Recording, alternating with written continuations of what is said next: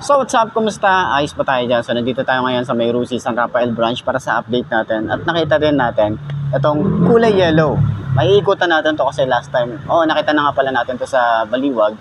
Pero hindi natin naikutan kasi nga nasa pinaka-gitna siya. Hindi natin siya matanggal doon sa sa mga motor, no? Naipit siya masyado. Pero at least dito, merong available na kulay yellow. Okay, so ngayon ko na lang din, or parang ito na lang yata, ang motorcycle ni Rusi na may kulay yellow.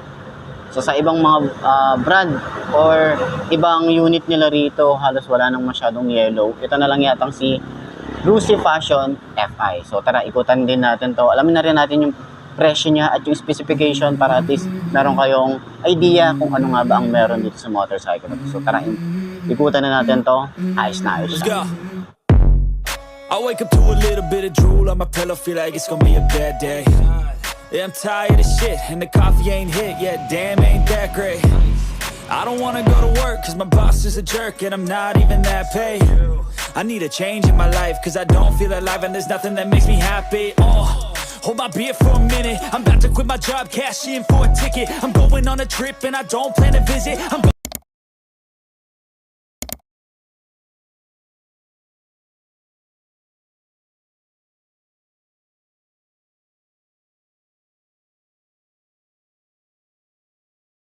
So ayun na mga boss, no, sa lahat ng mga nagtatanong magkano nga ba ang ganitong motorcycle, ito ay nagkakahalaga ng 55,000 kapag kinuha nyo ng cash. At syempre available din po yan sa installment. Ilalagay ko na lang din dyan sa screen nyo para at least meron tayong idea magkano nga ba ang kanilang installment and yung rebate nila. So sa tingin nyo, sulit nga ba siya ngayon 2025? Comment nyo naman yan. At para dun sa mga nakabili na ng ganitong motorcycle at nakagamit na ng ganito, baka pwede nyo i-share dyan sa comment section ano nga ba yung mga naging experience nyo sa motorcycle na to. Ayos yan, di ba? Stay there till I feel like I'm winning, and this is just the beginning. I need a big change, help me feel like living. I need a big swing, home runs I'm hitting, and I'll never look back, moving on till I get it all. And we all got dreams, we all want things, but what you gonna do for it? How you gonna move for it? What you gonna be? And do you believe you can do anything? What you gonna do for it? How you gonna move for it? What you gonna be? So ayun na nga.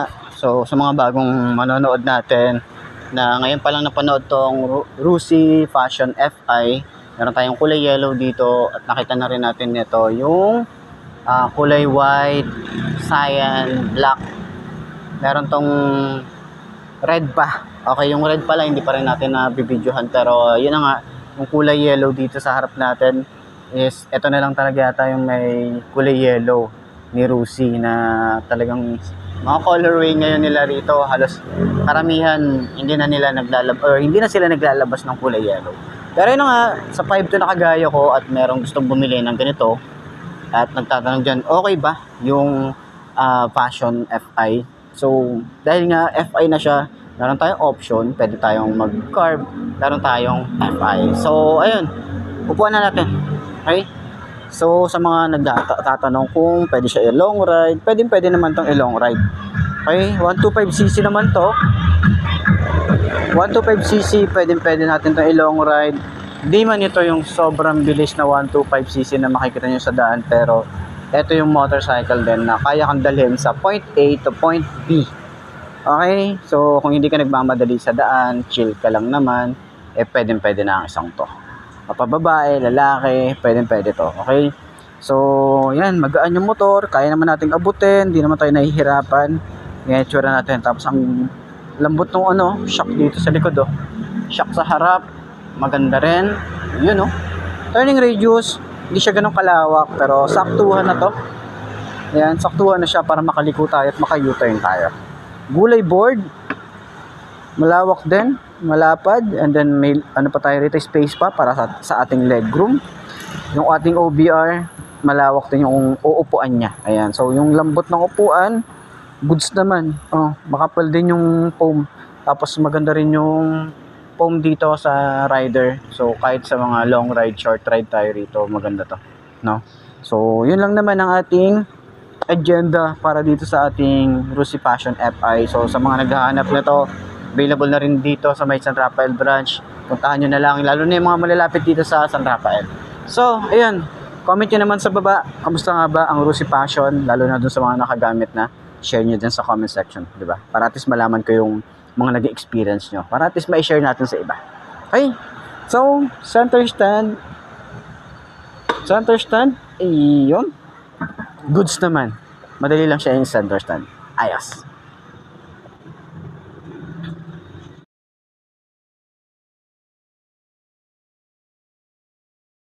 So, ayun na nga.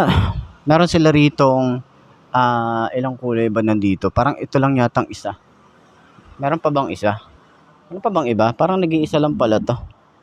So, marami pala sila rito na Force. Yan, Force, Flex, Sparkle, yung EB1, meron sila rito. And then, Sparkle 125. Yan, yung itsura nito. No, ito yung last time na na-vlog natin. Tapos ito, tagmura na nga pala to. Parang nasa 250,000 na lang yata to. Tapos yung down payment na nasa 30,000. Yan. So, dito naman, Adventure X. Meron din tayo doon na Flash. Ayan. So, mga pan-tricycle dito. Marami silang available na Force 150. So, parang limang unit meron sila rito. May kulay black dito na Force. Tapos doon yung gold and gray. Ayan. Tapos may e-bike na sila rito. Marami silang e-bike. Ayan. So, dalawa dito. Dalawa din dito. Ito yung kulay black. Ito yung kulay black na E1. Ayan. E1 tuloy. EV1. Tapos doon, dalawang kulay red. Ayan. Dalawang kulay red. Tapos sa likod, meron sila mga repo doon and mga pang tricycle yun nandun. Okay. So, yun lang naman. Okay. So, Passion FI. Ayan. Ito yung kulay yellow naman. So, nakapag-walk around na tayo na ito. No? Hindi na natin masyadong ikutan to. Kasi alam ko na napanood nyo na yung iba nating rito. Walk around. So, yan. Happy-awan ko lang naman kung ano meron dito sa yellow. Yan. Kulay black. Black din to. Tapos may Rusi na black din. Kulay black din to. Ito kulay black. Tapos pag kulay blue na rito sa may dulo. Ayan. So, panel gauge. Ayan. So, sana dito talaga maglabas din sila rito ng digital. Okay. So, maglagay din sila ng USB charging port para dito sa motorcycle nito. Kasi, maganda naman to eh. Konting improvement pa sa motorcycle nito. Tapos, kasi sa price niya na 55, goods naman na siya. Pero, syempre, gusto natin, medyo sumabay naman sa ibang mga motorcycle. So, yan. So, dito yung emblem ng Passion FI. Ayan.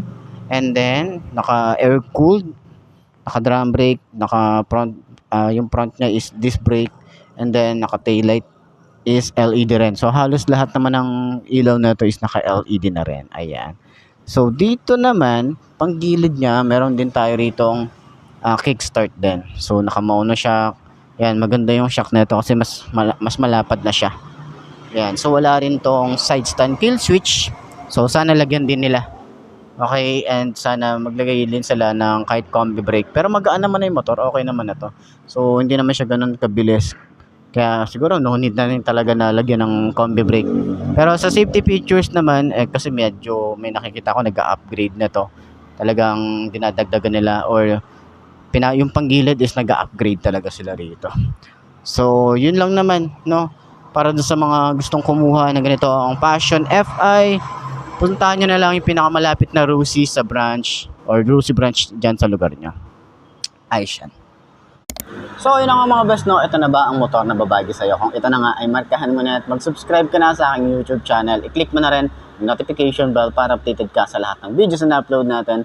Dito araw-araw so laging tatandaan, wala sa brand ng motor ang itatagal yan. Kundi na sa pag-aalaga mo yan, tatagal yan, ayos na ayos yan. So, kita ka na lang ulit tayo bukas. I'm Mark D. Ciao.